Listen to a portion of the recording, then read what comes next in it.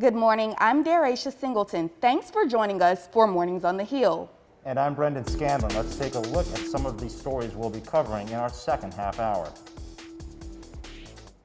Some Syracuse students took to the streets to celebrate after the big win against West Virginia Sunday night. Our Dan Baldwin has more on the university's response to the gathering. Dan?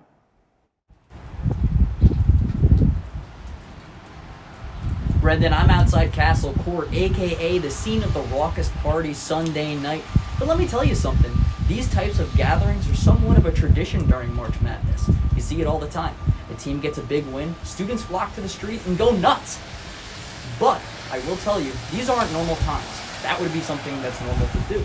Although the party only lasted 22 minutes, it was technically in violation of the Syracuse University Stay Safe Pledge. And let me tell you something, these videos got a lot of traction online to the point where everyone, including the Onondaga County executive himself, had something to say about them. Syracuse students swarmed Castle Court Sunday night shortly after the 11-seeded Orange stunned West Virginia to book their ticket to the Sweet 16. Students jumped up and down, blaring the song Country Roads in celebration.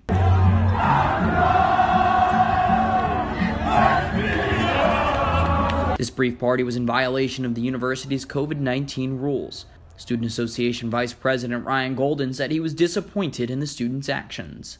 I don't know what it's going to take to get them to realize that their actions could have consequences beyond anything that could impact them, but it's disappointing. The party led to the university releasing a statement urging students to remember to, quote, celebrate responsibly. Rather than punish the students, Onondaga County Executive Ryan McMahon had another idea. Well, I mean, let me vaccinate the kids. That'd probably be the best way to handle this situation, don't you think? McMahon tried to put the students' actions in perspective, saying he wasn't surprised that students wanted to celebrate a big W. We're a year into this. To think college kids aren't going to bend or break the rules, or that they're going to be militant at this point, that's not pragmatic thinking. Golden, however, strongly disagreed with McMahon's assessment of the situation. This idea of kids will be kids is very stupid. We're not kids. All of us are adults, and we need to act like it. The party came at a time when the university is trying to contain a small outbreak on campus.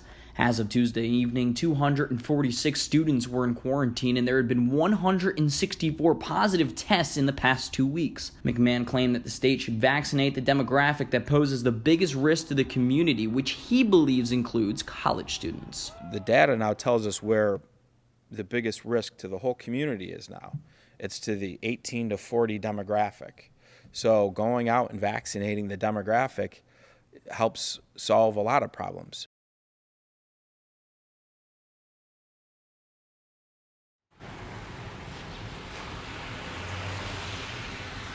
Golden also told me that he doesn't think there's a way the university can proactively prevent these gatherings from happening. He thinks the only way you can prevent them is showing up after the fact and breaking them up.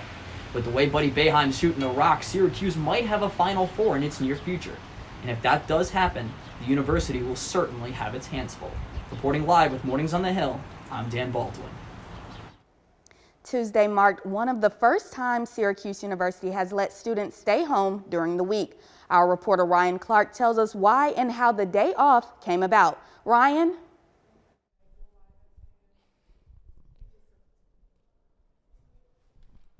What's the point now? Yeah.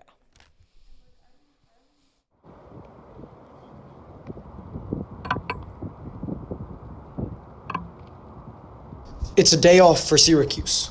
We've just been working hard for the last couple of weeks, and sometimes you need a day to just wind down, relax. It's a wellness day, a new initiative by Syracuse University in order to preserve students' mental health. An email by the Office of Enrollment and the Student Experience said the university's goal is to help students relax during challenging times. The message from administration offered activities all across campus for students to participate in. Those include recreational sports, arts and crafts, and research seminars for students. So this is that day. This is what we're using it for. I mean, it's a beautiful day, and you got to take advantage of it. This is just one of 2 wellness days as part of Syracuse's plan to help students cope with the stress of COVID-19. They believe students can use this time to relieve their minds and their bodies.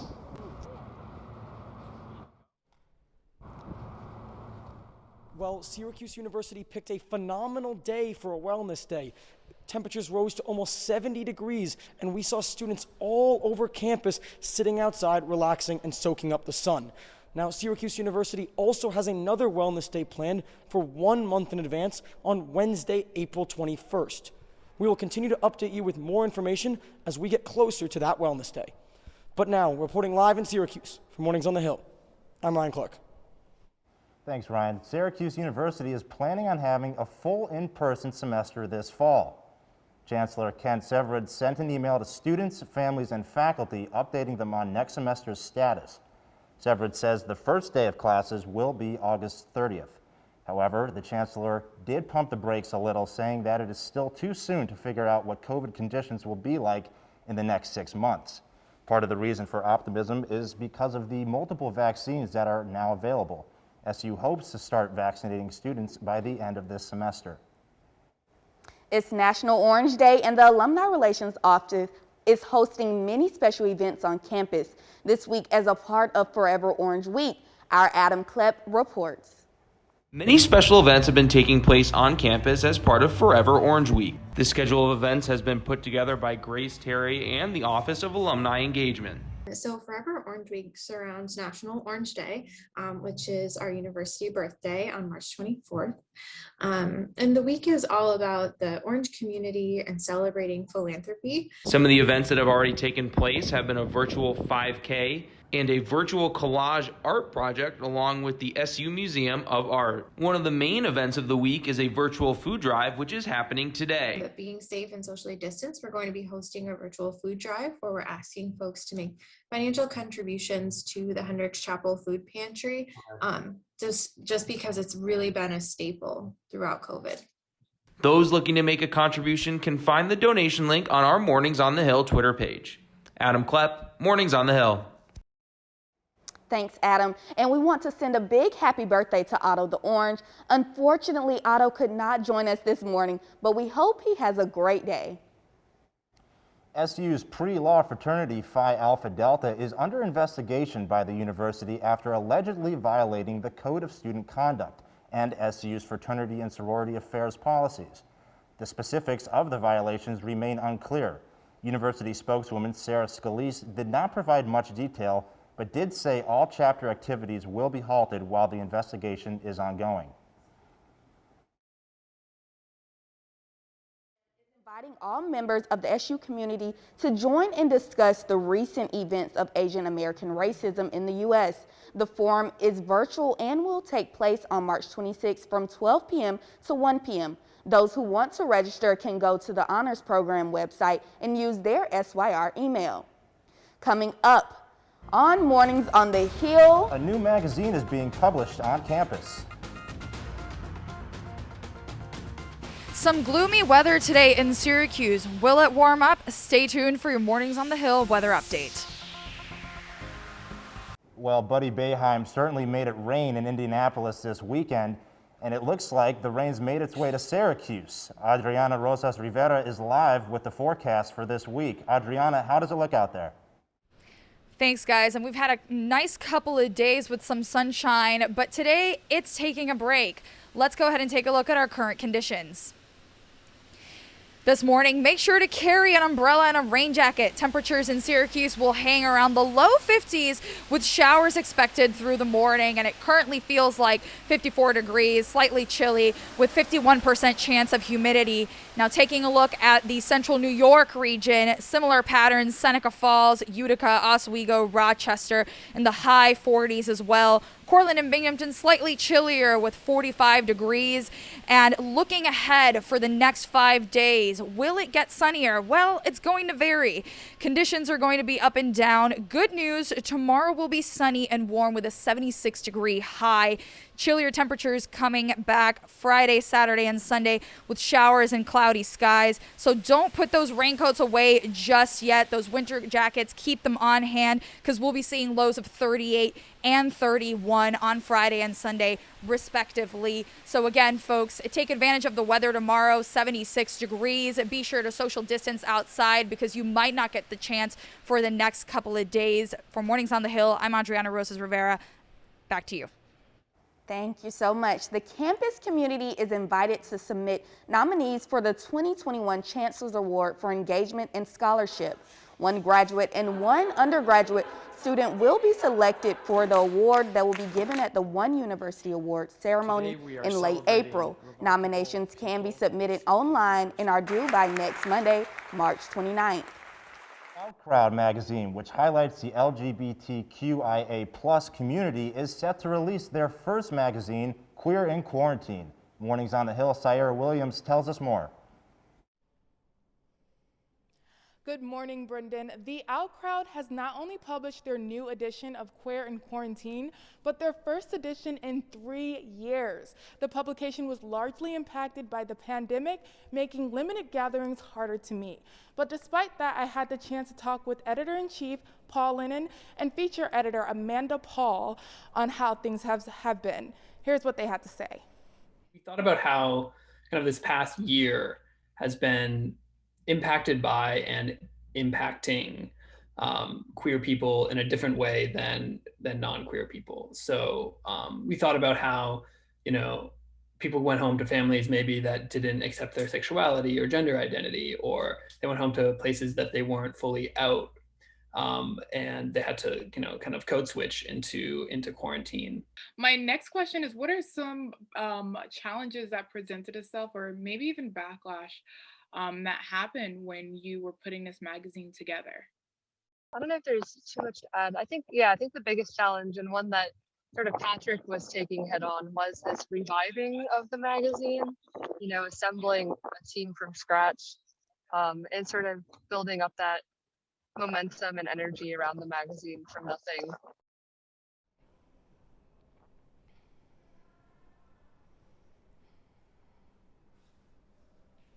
And despite these challenges, the Queer in Quarantine new edition has examined how it's been for people who had to quarantine in spaces that were not best for their individuality. This edition can be found online, on campus, or at the Resource Center. For Mornings on the Hill, I'm Sierra Williams.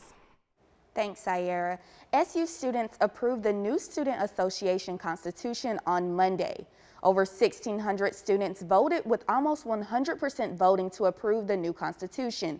In order for the initiative to pass, the Student Association needed over 10% of the student population had to vote. 10.2% of the students voted.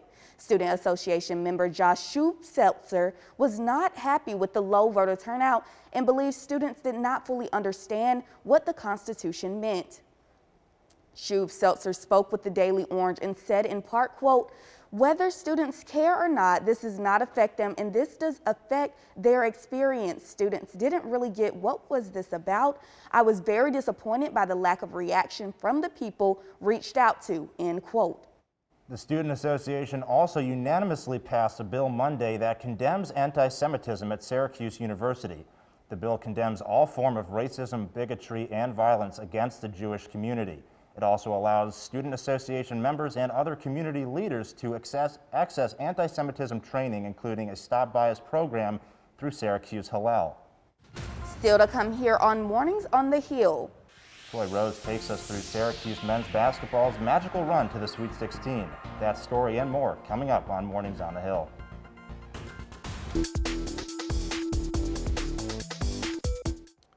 Good morning. A lot going down for SU sports. I hope you're staying awake with me. I'm Troy Rose with your Orange Sports Update for Mornings on the Hill. Syracuse men's basketball is still dancing after punching their ticket. The Orange has not disappointed and have found themselves back in the Sweet 16 after 3 years. In the first round, Cuse took on 6th-seeded San Diego State. Smooth win for the Orange, topping the Aztecs 78-62. Second round, 3rd-seeded West Virginia. Tough battle, but Syracuse won the nail-biter 75-72. Led by Buddy Boeheim, he scored 57 points in 2 games and has shot 13 of 23 from three-point land. Cuse an underdog in the previous 2 matchups. Buddy says it feels great to prove the critics wrong. Describe it. something I dreamed about my whole life. And to win 2 games, we doubted in both, the underdog, and this means everything. I mean, if you were to ask me a month or 2 months ago where I think we would be, I don't think I would say Sweet 16, that's for sure. And this team just never gave up. We just kept playing. And it's just amazing to be part of this team and how fun these moments are. And the fans were so fun and amazing having them there. Syracuse has second-seeded Houston this Saturday at 9:55 p.m. Late game, so make sure you get a nap or something before this one. And James Corrigan is here to break down everything Orange. James, how have the Orange been able to pull off these upsets? Well, Troy, it's all about the shooting. You mentioned the hot streak that Buddy Boeheim's been on, but Joe Girard has almost been just as hot. He's been maligned a bit this season, but he's made 7 threes combined in the 2 NCAA tournament games, and the Orange have gotten contributions off the bench from players like Robert Braswell, whose role seems to be increasing as the season has gone on. So obviously Buddy is getting all the headlines, but the hot shooting for the Orange has been a team effort. And this is not the first time Syracuse has made a run as a lower seed. How do they keep doing it? Well, Jim Boeheim is the puzzle master. He keeps putting the pieces together year after year. They don't always fit early in the season, as we saw this year. This isn't a very deep team, but somehow, some way, they all seem to fit by March, the 1 month that counts. And lastly, what do they have to do to beat Houston? Ooh, that's going to be a tough task. Troy, Houston, a top offensive and defensive team. Quentin Grimes, one of the best players in the country this season. Syracuse just has to play their game and shoot the ball well. Houston does not give up a lot of points. They score a lot of points. It's going to be a high-scoring affair without a doubt. But if the Orange continue to shoot it from the outside the way they have, they could be on their way to the Elite Eight. Now for SU's women's basketball. Unfortunately, the dance floor is closed and Cuse is out after suffering an 83-47 second-round blowout to first-seeded UConn. Camila Cardoso led the Orange with 12 points and 7 boards, but Paige Becker's 20 points helped fuel the Huskies' win. Hold your head high, ladies. I want to commend the hard work for the effort this season, and UConn will advance to the Sweet 16 to face the 5th-seeded Iowa on Saturday. Moving over to men's lacrosse. 4th-ranked Syracuse will face number 2 Duke down in Durham on Thursday. The Orange are on a 4-game winning streak, and with the help from freshmen like Owen Hiltz, Coach Desko believes he'll be a huge boost as competition picks up. Again, I think he's just been, he's been going like this. And so I'm thinking his best is yet to come. Of course, now we're going to be getting into more of the meat of our schedule, our ACC schedule, and be going against some, obviously the top competition in the country. And Opening Face-Off is set for 7 p.m. Eastern and can be found on the ACC network. That will do it for sports this morning. Coming up on Mornings on the Hill, our Manny Martinez tells us how SU's Winter Carnival looked a little different this year. That story and more next. Stay with us. Each year, the Traditions Commission runs the Winter Carnival as part of Syracuse's Winterfest. Traditional events include ice carvings and, of course, the famous chili cook-off. But our reporting Manny Martinez joins us now to tell us how one event this year looked a little different. Thanks, guys. The Winter Carnival is a tradition dating back to 1930, and paint night is one of the regular events at the Winter Carnival. But yesterday was the first time ever there was a virtual component. SU's Winter Carnival continued Tuesday. The final event of the day was a paint social. Students online or at the Shine Student Center painted with an instructor who was teaching via Zoom. It was very stress relieving. It was a wellness day, and it's late at night. I wanted to, I never get to paint. I never get to paint at home. I don't have painting utensils. Never painted in high school, and it was something different. It was fun. Syracuse students painted at tables by themselves before sharing the final results with their friends. It was really fun. It was very relaxing, actually. I really enjoyed not talking for an hour and just painting. Yeah, taking a break from readings and all the work to do. Students spent the hour-long session painting a bundled-up penguin. Did you like what you painted? Yeah. I mean, I think I'll probably stick to like the PhD thing. But Yeah, definitely not switching majors. At the end, students got to take the artwork and the art supplies home. I didn't completely finish, but when I get home, I will finish. It's supposed to be a penguin. Mm-hmm. Good start, though. That's what it is, yeah. Tonight's Winter Carnival main event is a game night in the Dome from 5 until 10. Reporting live, Manny Martinez for Mornings on the Hill. Well, those paintings were awesome.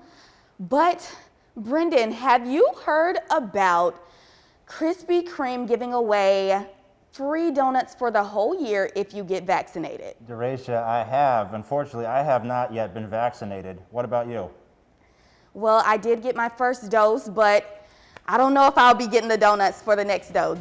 That is going to do it for us this Wednesday here on Mornings on the Hill. I'm Deracia Singleton. Follow us on social media. And I'm Brendan Scanlon. Thanks for watching Orange Nation. We'll see you next Wednesday live at 10 a.m. right